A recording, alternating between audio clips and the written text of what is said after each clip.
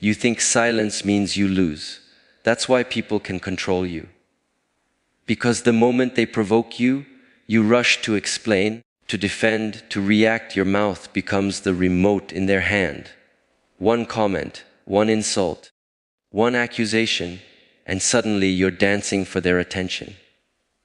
Today I'll show you 6 moments where silence is not weakness. Silence is a weapon. Use it once, and you'll feel it. Arguments die, manipulators panic, your power returns.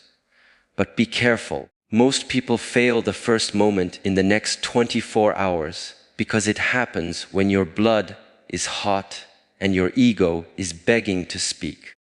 Listen closely. Most people think silence is weakness because they only know noise. They only know the habit of proving, explaining, defending, reacting. They talk to show they exist.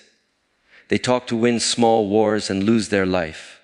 But silence, real silence, is not the absence of sound. It is presence. It is control.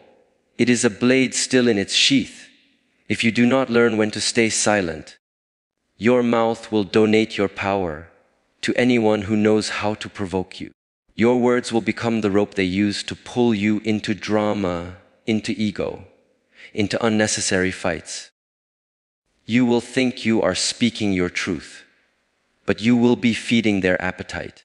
So I will give you 6 moments when silence is not just wise, it is your strongest weapon. And I want you to feel this, not just understand it, because you will recognize these moments today, this week, maybe in the next hour. Life will test you immediately. It always does. The first time you must stay silent is when you are angry. Anger is heat. Heat is energy. But uncontrolled heat burns the house you live in. The problem with anger is not the emotion. The problem is what it makes you do with your tongue and your hands. When anger rises, you feel powerful. You feel certain. You feel entitled to set things straight. And in that moment, your mind becomes a narrow hallway, only one direction, only one outcome, attack. But anger is temporary intelligence.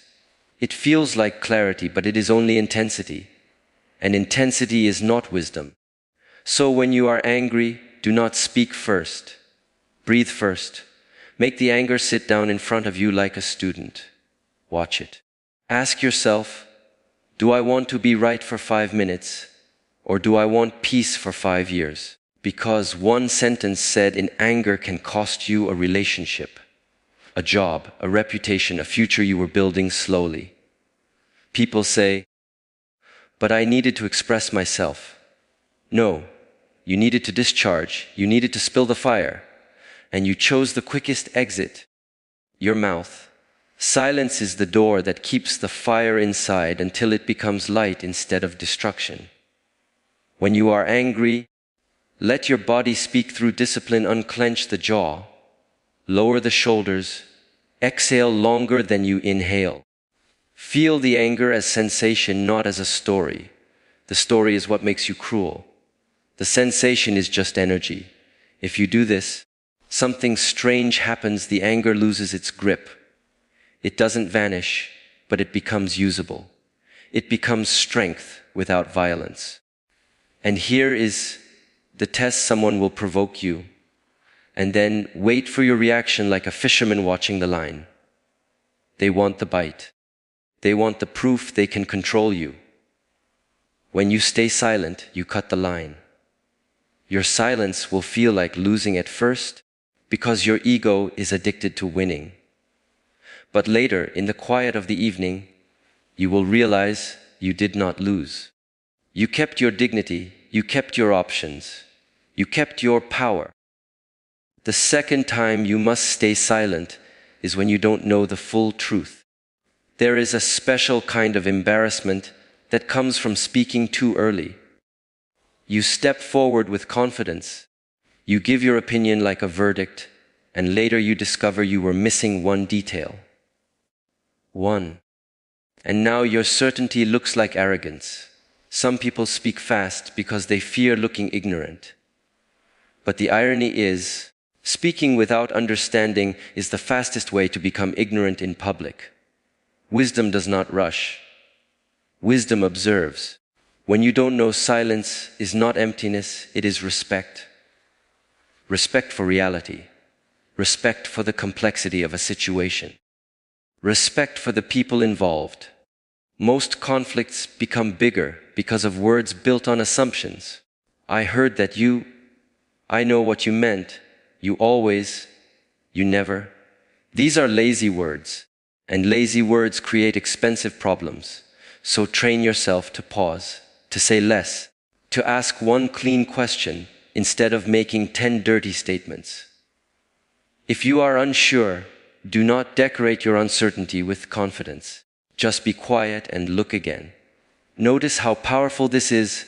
When you are silent, you become a mirror. People reveal more.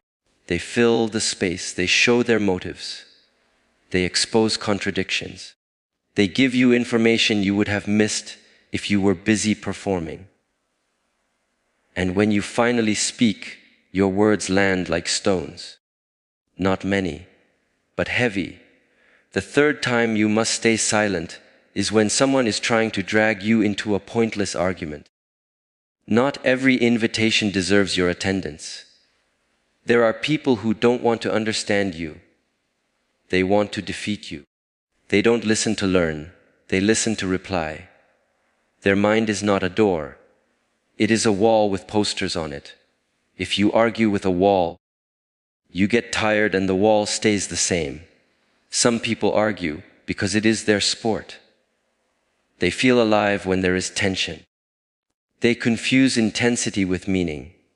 They will take one word you say and twist it, not because they are confused, but because they are hungry, and if you give them your attention, they feed. Here is the trap: they will provoke you, then call you weak if you don't respond. They will say, "Oh, so you have nothing to say." Or, "You can't handle the truth." Understand this: these are not questions. These are hooks. Silence is how you refuse the hook, because your strength is not proven by how loudly you defend yourself. Your strength is proven by how calmly you walk away. Ask yourself in that moment, will this conversation change anything? If the answer is no, your silence is your victory. You don't owe everyone your thoughts. You don't owe everyone your energy. Your life is not a public meeting. There is a time to correct, a time to clarify, a time to stand firm. But there is also a time to let foolishness echo in an empty room. When you choose silence, you are not avoiding conflict. You are selecting battles that deserve your spirit. And your spirit is not cheap. The fourth time you must stay silent is when you are tempted to brag, to announce, to seek applause. This one is subtle. This one disguises itself as confidence. You accomplish something, you improve, you learn, you build discipline, you feel proud, and you should. Pride can be healthy when it becomes gratitude. But then the ego whispers, tell them, show them, make sure they know. And this is where many people lose momentum. Because the moment you seek applause, you begin to live for the reaction, not for the practice. There is a dangerous trade happening. You exchange real progress for social proof. The seed is underground for a reason. If you pull it up to show everyone, it dies. Silence protects your growth. When you talk too early about your goals, your mind sometimes takes the praise as if the goal is already achieved. You feel rewarded for intention, not for completion. And then the fire disappears. The work becomes heavier. So keep some things private. Let your results speak in time. Let your work be louder than your words. Also, notice this: when you brag, you attract envy, not because people are evil, but because insecurity is common. And envy is a thief that doesn't steal your possessions, it steals your peace. You want to live light. Quiet confidence is light. Move like a shadow with a strong spine. Let people underestimate you. It is safer. It is cleaner.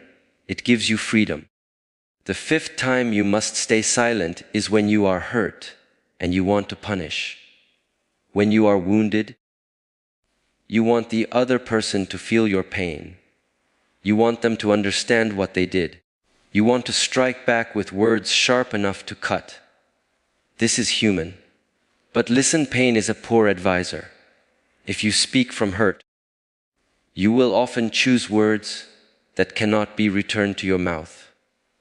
You will go for the throat because your heart is bleeding.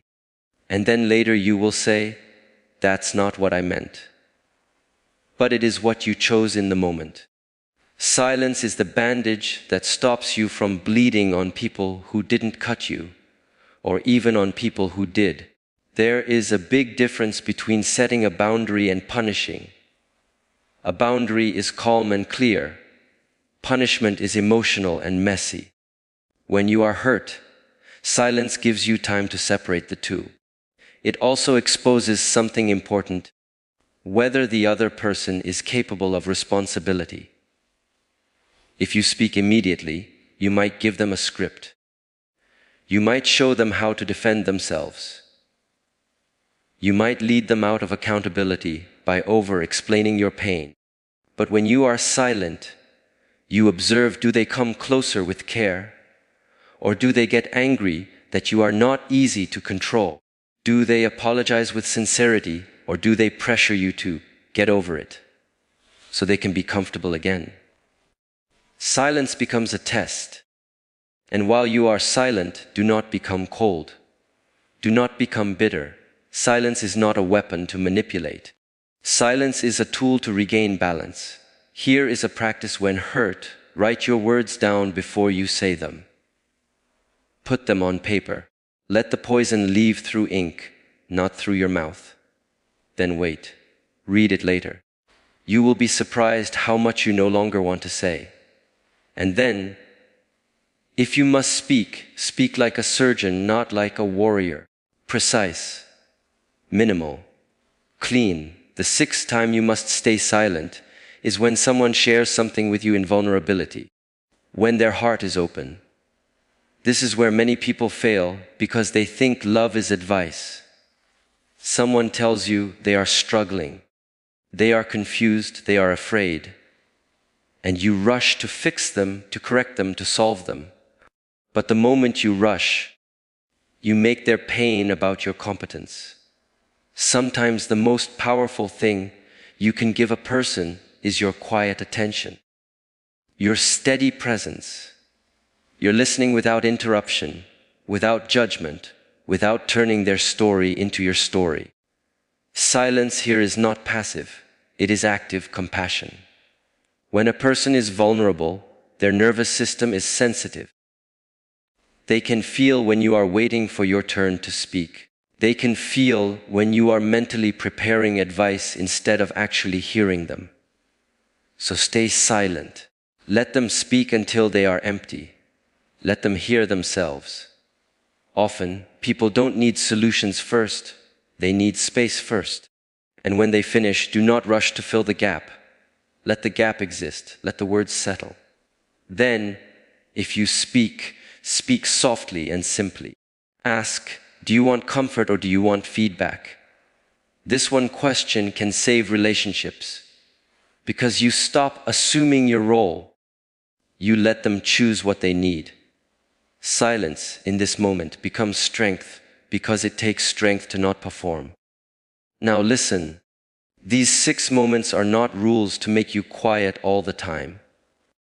This is not about becoming invisible. This is about choosing your words like you choose your steps on thin ice.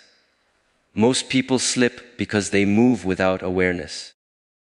Silence is awareness. But there is one more layer you must understand. Silence is not only what you don't say. Silence is also what you don't post, what you don't reply to, what you don't react to, what you don't explain. Your attention is your life.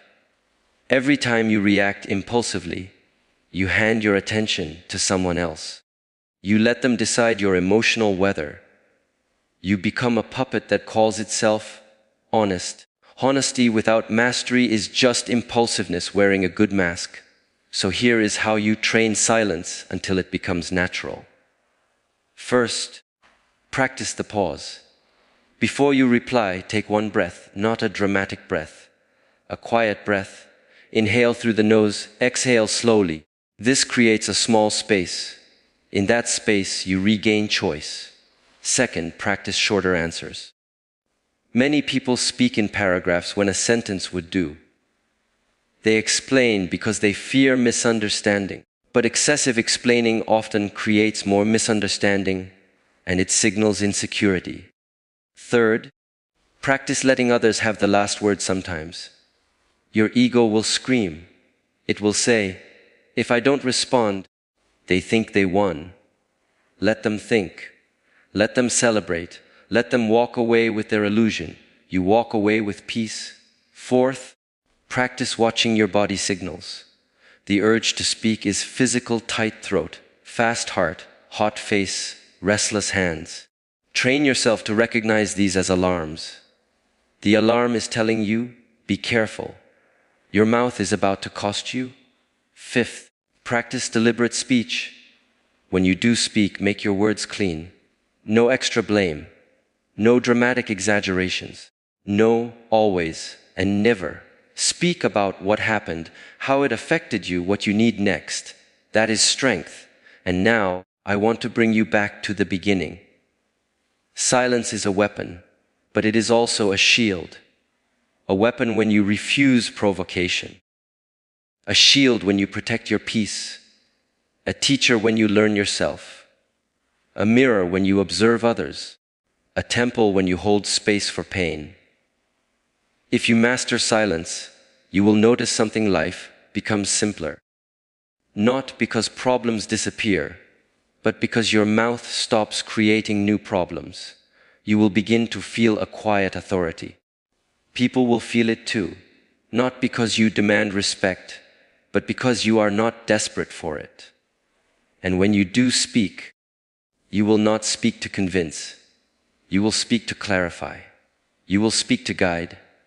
You will speak to end confusion, not to start a fire. So the next time you feel the urge to react, to defend, to prove, to punish, to show off, to fix someone who didn't ask, catch that moment. Hold it. Let the silence rise. And ask yourself very quietly, is my next sentence going to make my life better or just louder? Because the strongest person in the room is not the one who dominates the conversation. It is the one who can stay calm while everyone else is losing control. It is the one who can walk away while others beg for drama. It is the one who can listen while others compete. It is the one who can keep a secret while others chase attention. It is the one who can feel pain without turning it into poison.